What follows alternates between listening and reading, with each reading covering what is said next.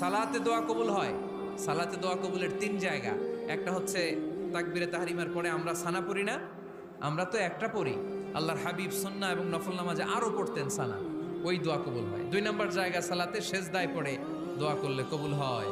আকরাবু মা ইয়াকুনুল আবদু মির রাব্বিহি ওয়া হুয়া সাজিদ ফাকফিরু ফিহি দুআ। বান্দা যখন সেজদায় লুটিয়ে পড়ে, বান্দা আল্লাহর সবচেয়ে কাছে চলে যায়। কিন্তু বিশ্বনবী বলে, সেজদাটা তোমার রবের কুদরতি পায়ের উপরে পড়েছে।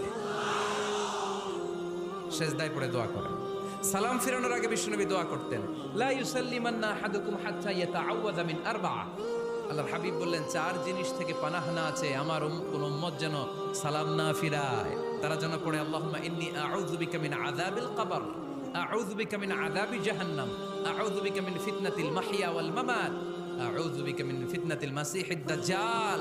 আল্লাহ কবরের আযাব থেকে বাঁচাও, আল্লাহ জাহান্নামের আগুন থেকে বাঁচাও, আল্লাহ জীবন